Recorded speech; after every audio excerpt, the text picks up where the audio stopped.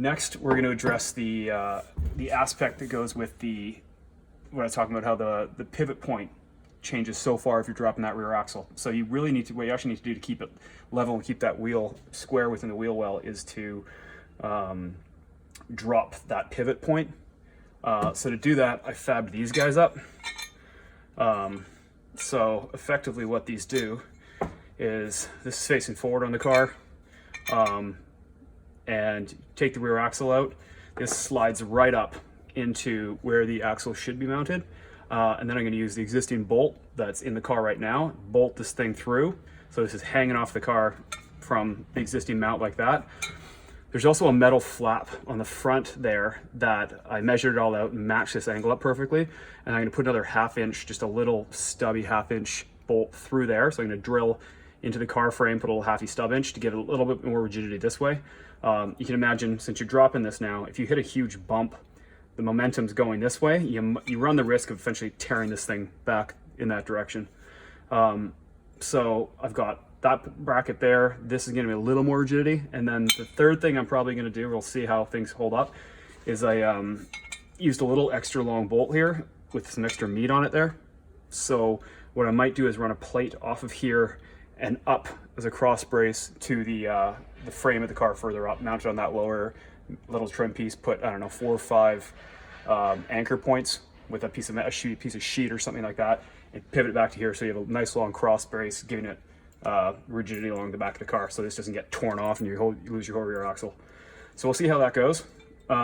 This here is all stuff you can get at your local metal shop. So this is, what do we got here? This is 2x3 square tubing, and I believe it is 3/16. No, it looks like quarter.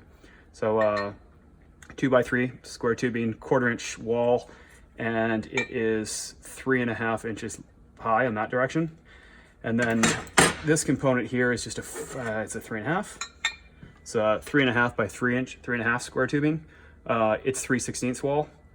And then the original length was also 3.5. So 3.5 by 3.5, 3/16 wall. And then I matched the angle here and slashed that off with an angle grinder.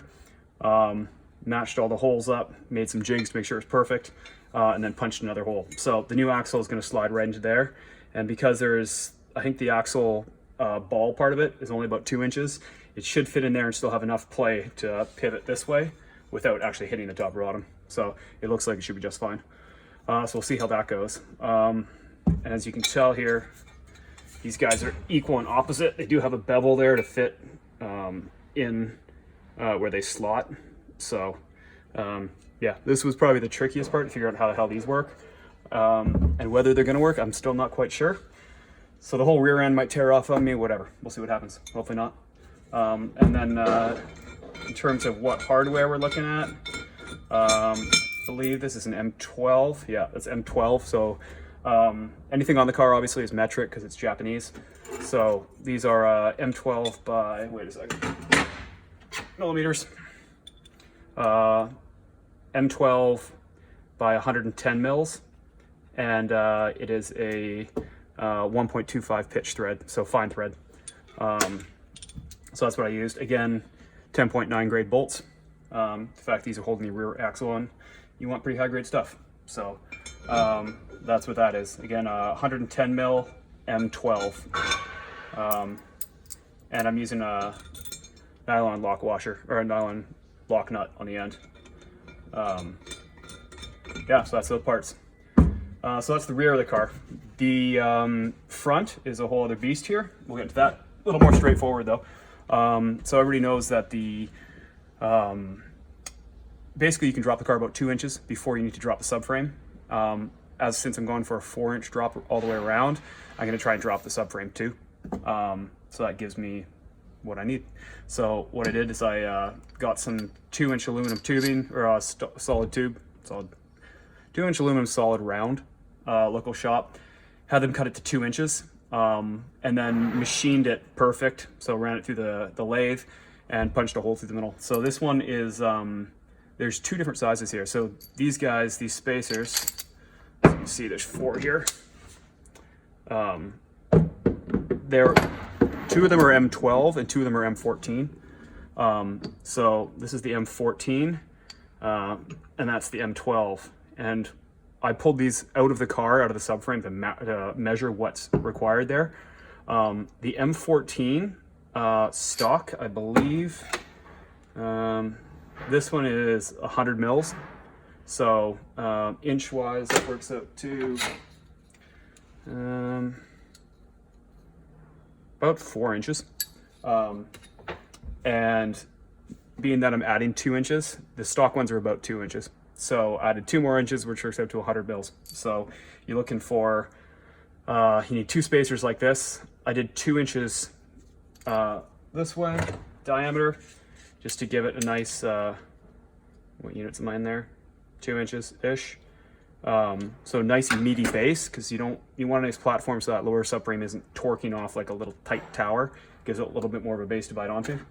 So again, we'll see if this all fits, but 2 inches by 2 inches, M14 right down the middle, with a M14 fine thread. So this is a 1.5 pitch thread at 100 mils.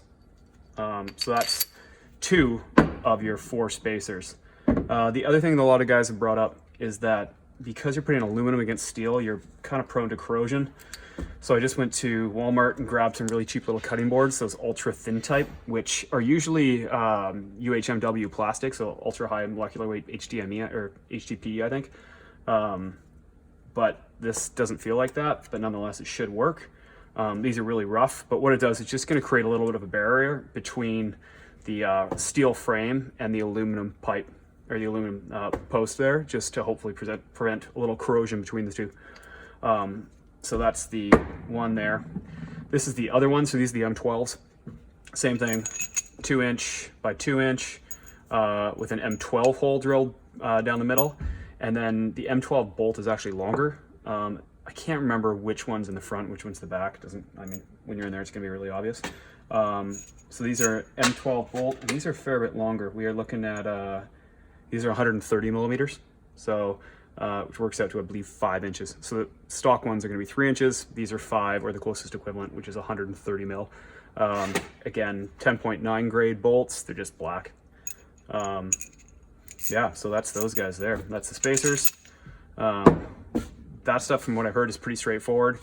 Anything more than a 2 inch subframe drop, you're probably, I've heard you run into problems with the steering shaft.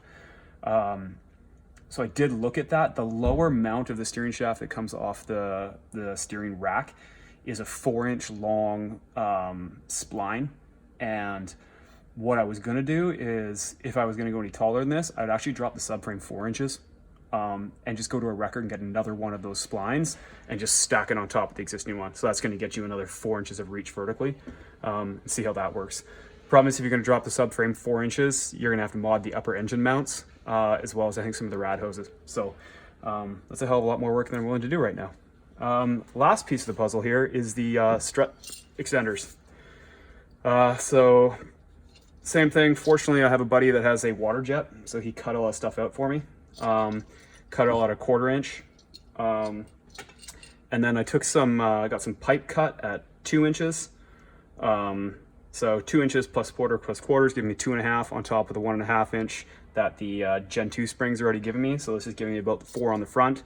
I'm probably expecting to get about 4.5 on the back, kind of as I spoke to, because these are about 3 inches over the 2.5 I got in the front. So these, I can't remember exactly what pipe I used in there, but it is, looks like it's a piece of this stuff. It's 3.5 inch. I think it's a Sked 40, something like that. I don't know. Whatever the math works out to. The wall on it is just shy of a 1/4 inch.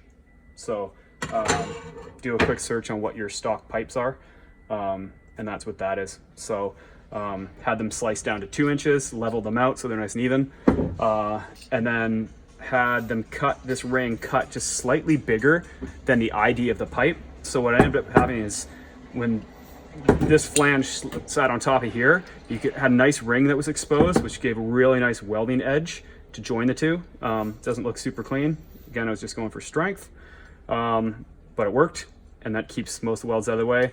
Same on that side, and then I just tacked it a little bit along the back on either side, and same on the front. and then tack the bolts on from underneath so that when this all bolts on and goes up, you're not trying to, these things aren't spinning around on you.